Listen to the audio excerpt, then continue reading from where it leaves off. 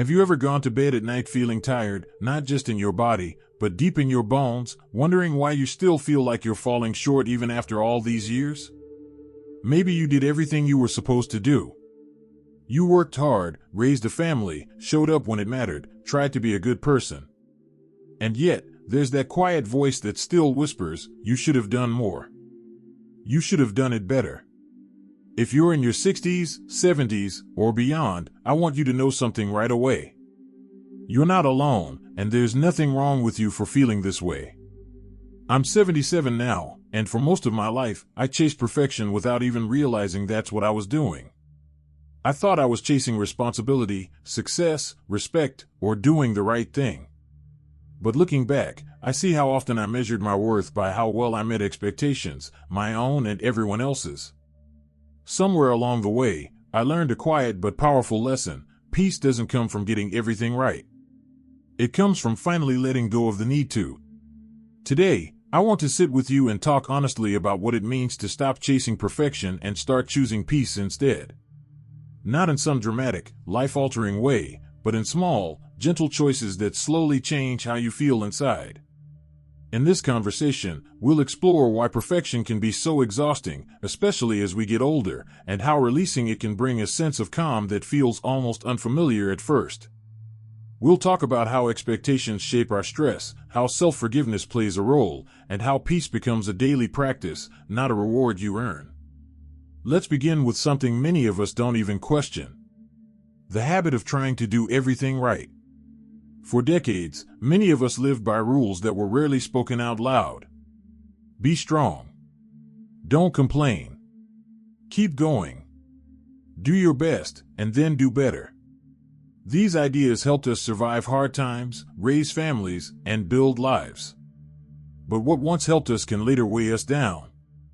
After a certain age, the constant effort to meet invisible standards starts to drain the joy out of everyday life. I remember waking up in the morning already tense, mentally running through what needed to be done, and feeling irritated with myself before the day even started.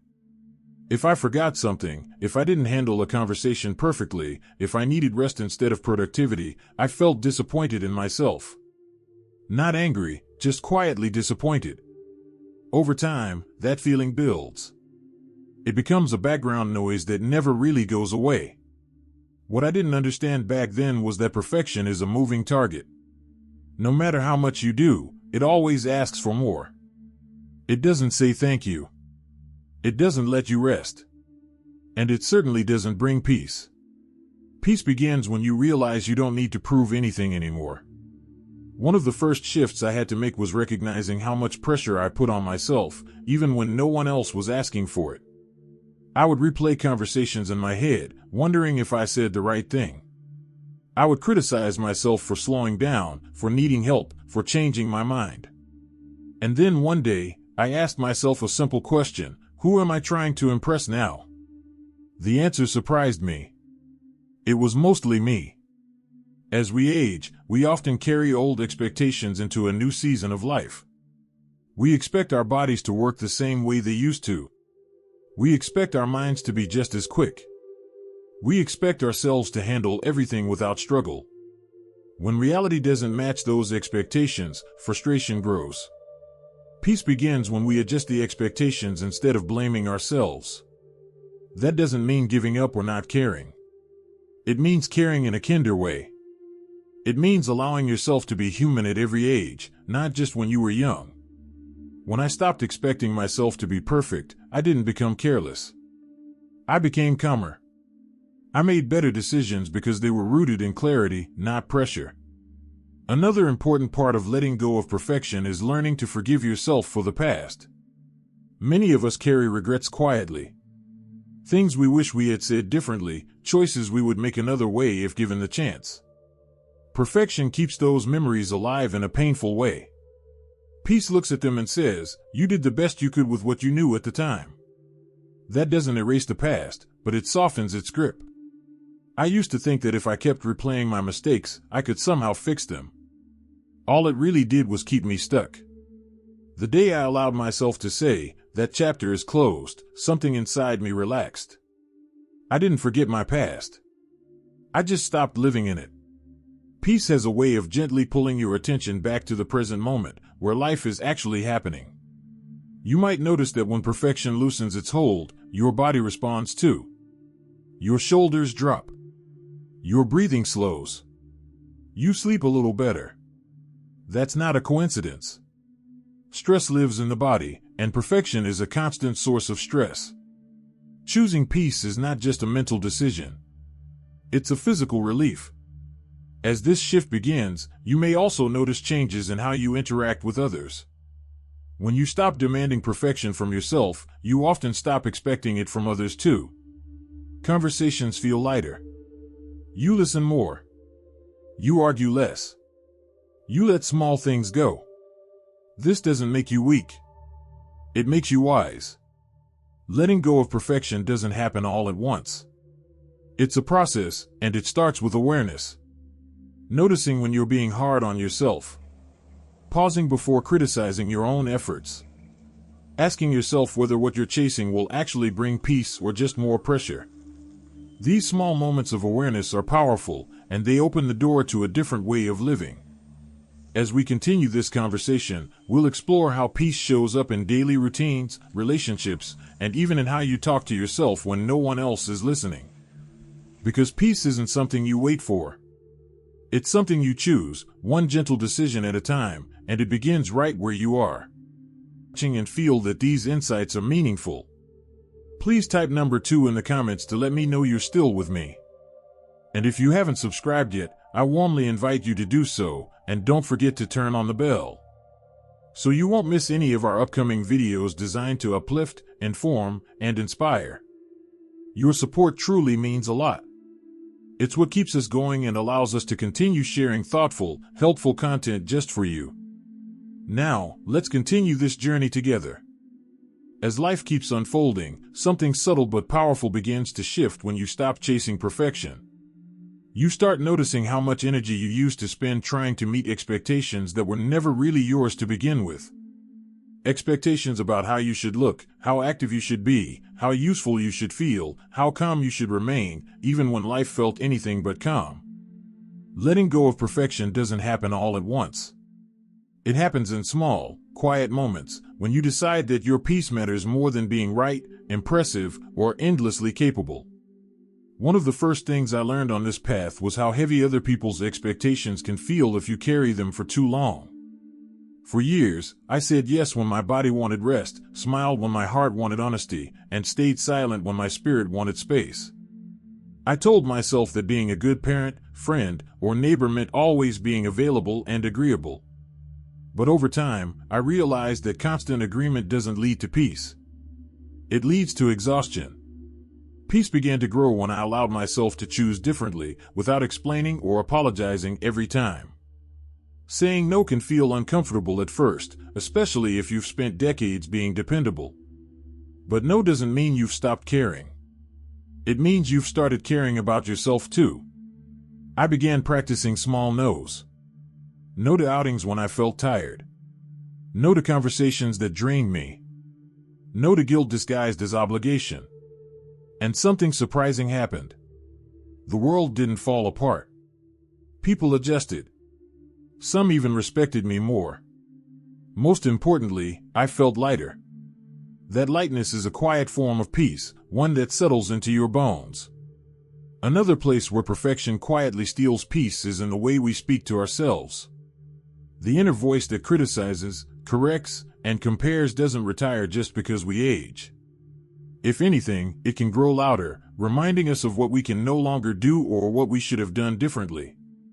I didn't realize how harsh I had been with myself until I started listening more closely. I noticed how often I called myself slow, forgetful, or weak. Letting go of perfection meant changing that voice, not overnight, but gently. I started speaking to myself the way I would speak to someone I love. With patience. With humor. With understanding. When I forgot something, I smiled instead of scolding myself. When my body moved more slowly, I reminded myself how far it had carried me. This wasn't denial. It was kindness. And kindness creates peace in ways discipline never could. You don't need to earn rest or compassion. You're allowed to have them simply because you're human. Forgiveness also became a key part of choosing peace over perfection. Not the dramatic kind, but the quiet, ongoing kind. Forgiving myself for choices made with the knowledge I had at the time. Forgiving others for not being who I needed them to be. Holding on to old resentments felt like holding a heavy bag I no longer had the strength or desire to carry. Letting go didn't mean saying what happened was okay. It meant deciding that my remaining time was too valuable to spend replaying old pain. As I forgave more, I noticed my days felt calmer. My sleep improved. My shoulders relaxed. Peace isn't loud or flashy. It often arrives disguised as relief. Relief from tension you didn't realize you were holding. Relief from needing closure, validation, or apologies that may never come. That relief opened space for something softer, something steadier. Another shift happened when I stopped trying to fix everything. For much of my life, I believed that being responsible meant solving problems, smoothing over conflicts, and carrying worries for everyone else. But peace arrived when I accepted that some things don't need fixing. Some things need space. Some problems belong to other people. Some days are allowed to be quiet and unfinished. I began simplifying my routines, not because I was giving up, but because I was choosing what truly mattered. Fewer commitments. Fewer expectations. More time for small pleasures, like sitting with a warm cup of tea or watching the light change through the window. These moments don't look impressive from the outside, but they feel deeply nourishing on the inside. Peace often lives in simplicity, not achievement. As I slowed down, I also noticed how much peace comes from being present. Not planning the next task. Not worrying about the next appointment. Just being where I am. When you stop chasing perfection, you stop rushing past your own life. You notice laughter more clearly. You hear kindness more deeply. You even notice your own breath, steady and faithful, reminding you that you're still here. This doesn't mean life becomes easy or free from worry. It means you respond differently. Instead of asking, "How do I make this perfect?" you begin asking, "How do I stay gentle with myself here?" That question changes everything. It invites patience instead of pressure. Acceptance instead of resistance. And over time, those choices add up to something strong and lasting. What I've come to understand is that peace isn't passive. It's an active choice, made again and again. A choice to rest when you're tired. A choice to speak kindly to yourself. A choice to release what no longer serves you. Each choice may seem small, but together they shape a life that feels lighter and more honest. As this way of living settles in, you may find that peace starts showing up in unexpected places. In conversations that feel easier. In mornings that feel less rushed. In evenings that feel complete, even if nothing remarkable happened. This is the quiet reward of no longer chasing perfection. And it creates room for something deeper to take root, something that continues to grow as you move forward. As the years have gone by, I've learned something that surprised me at first, and then slowly felt like a relief settling into my bones. Peace doesn't come from getting everything right. It comes from letting some things be good enough and choosing not to fight every small imperfection that shows up in daily life. By the time I reached 77, I realized how much energy I had spent trying to live up to expectations that were never truly mine to begin with. One of the most meaningful changes I made was learning to forgive myself more quickly. When I was younger, a small mistake could stay with me for days. I'd replay conversations in my head, think about what I should have said differently, or feel embarrassed about something that really didn't matter much in the long run. Now, when something doesn't go as planned, I take a breath and remind myself that I'm human, not a machine.